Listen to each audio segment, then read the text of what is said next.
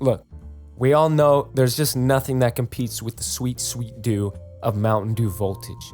But when I was a kid, there was one thing that may have been able to compete. And that's right, it's Halloween candy. Halloween. Whew, I loved Halloween as a kid.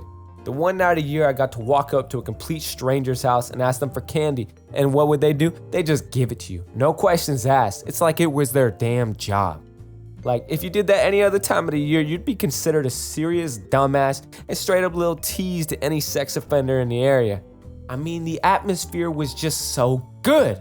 Like, everyone's dressing up as their favorite Transformer or Disney princess, walking around with the homies, just chilling with bags on bags of that sweet candy goodness. And when you get home, you get to consume that shit and rot your teeth out. What a time to be alive. Bruh. Hey, but just like the great Johnny Sins once said, nothing good lasts forever. Except for me, big boy. For it being socially unacceptable to go trick-or-treating anymore, it just bums me the hell out.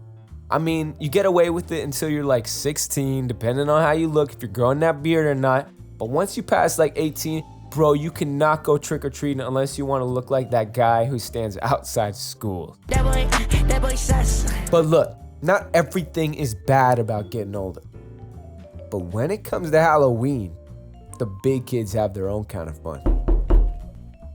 Hey, yo, hold up a sec. I think some kid is trick-or-treating my door. Be right back. Yo, what the fuck are you dressed up as, Dwayne The Rock Johnson? Hey, shit. My bad. That kid had cancer, dog. Anyway, so like I was saying, not everything is all bad about becoming an adult during Halloween night. So I put together a list of some of the most devious activities I've gotten up to my past Halloweenies. Number 1, getting blazed into a reaching absolute zombie state. Now the zombie state, it's a good one, okay? It's a state of highness somewhere between being fried as hell and extreme paranoia. Now, depending on your tolerance, the zombie state may take a longer or shorter amount of time to achieve. You'll know you hit that stage when all you want to do is eat and can't really formulate coherent sentences.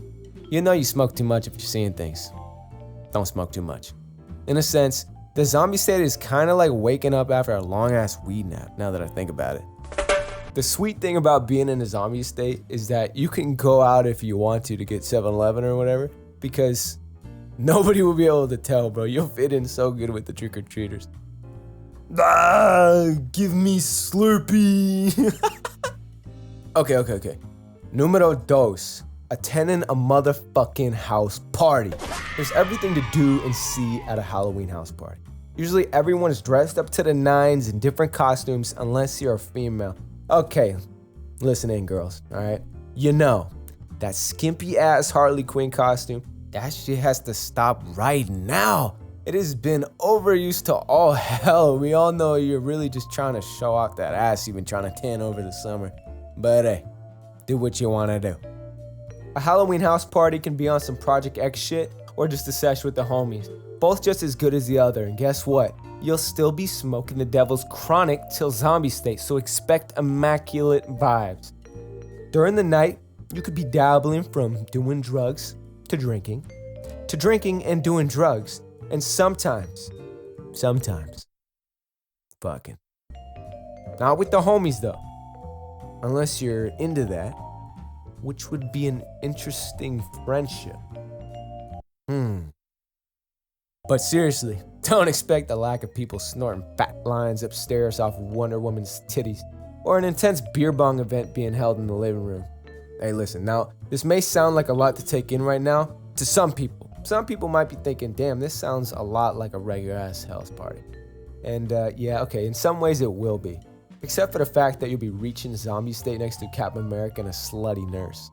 Oh, and if you're gonna go to a Halloween house party, don't be that guy that doesn't dress up at all. You really break the whole LSD experience of feeling like I'm in another world full of hot nuns and superheroes. Anyway, number 3, the very highly controversial. Oh, hold up, another trick-or-treater. One sec.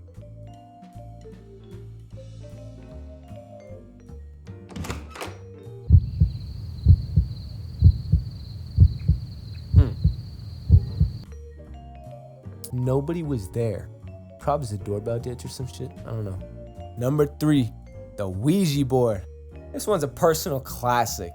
And I know a lot of people are scared of the Ouija board, but let me tell you right now, I don't give a fuck. Cause then you're a pussy.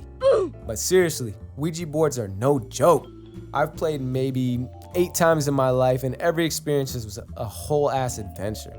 It got so real that one of my exes asked one of the entities if my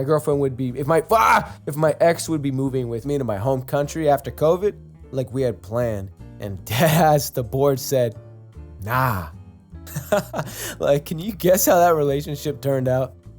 A lot of people would say, ooh, but someone was moving the piece. It's impossible for it to move itself. And they would be absolutely right, because someone was moving the piece. It was a fucking ghost. That bitch dead, and it moved the piece. That's a true ass story. I'm not even playing. It's as real as it gets.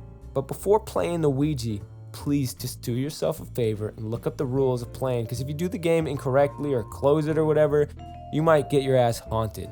And I don't want to be the guy that gets a call saying that one of my viewers got ass raped by a ghost. So just do me a solid and keep that shit to yourself.